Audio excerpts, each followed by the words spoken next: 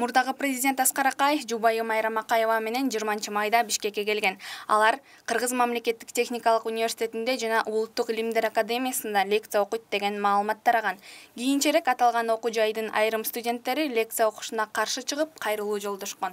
Бул тууралуу Билим берүү жана илим министри Каныбек Иманалиев парламенттин социалдык саясат комитетинде Аскар Акаевдин жогорку окуу жайларда лекция окушуна тыюу сала албастыгын айтты. Биз ал кишилерди чакырган эмеспиз. Университеттер чакырса өздөрүнүн эрки. Бирок ал Кыргызстандагы коомдук саясий кырдаалга дестабилизация алып келбеши керек, деди Иманалиев. Ушул тууралуу Сокол медиа маалымат агенттиги коомчулуктан сурамжылоо жүргүзүп көрдүк. Каракаевдин Кыргызстанда жогорку окуу жайларга келип лекция өтүүсүнүн оюңуз кандай?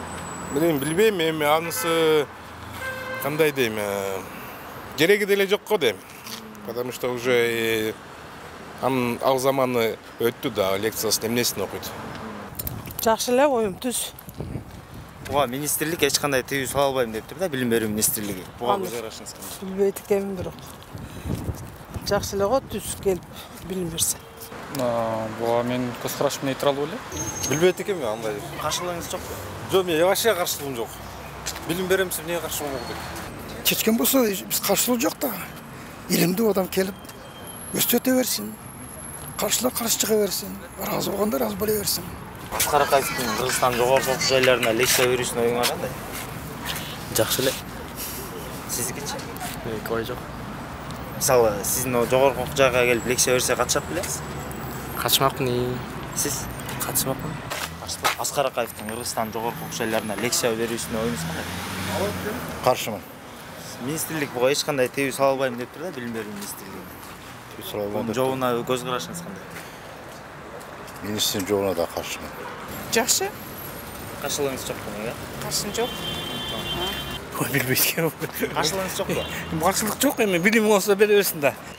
Каалагандар кылышсын, ала бер. Негизи жакшы болуш керек. Аскар Акаевдин билими жакшы эле го негизи. Жакшы, о лекциянын зыяны жок да. Билип алган эч кандай жакшы. Лекциялар окусун, бул билим деген жакшы го. Ал жаман нерсе деле айтпайт да. Билим берүү министрлиги келишине эч кандай каршылык көрсөтө албайм деп тур бул. Енді келген киши мына кишинин менимче соттор менен акталып, Кудайга шүгүр энди келип кетип атат.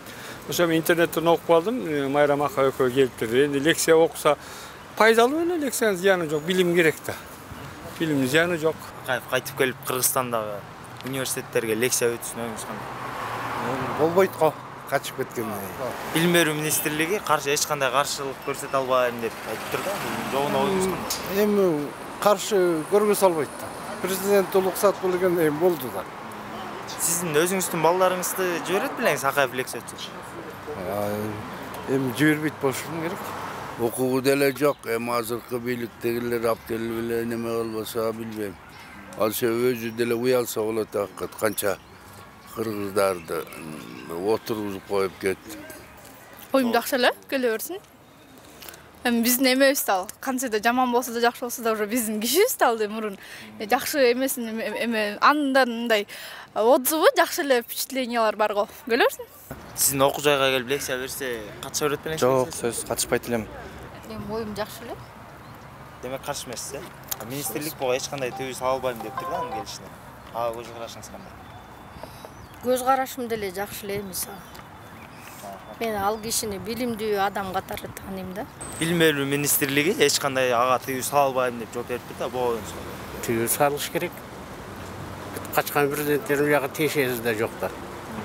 Мисалы, сиздин небереңизди, балдарыңызды Акаев лекция өтүп атса жиберет белеңиз? Барбайт.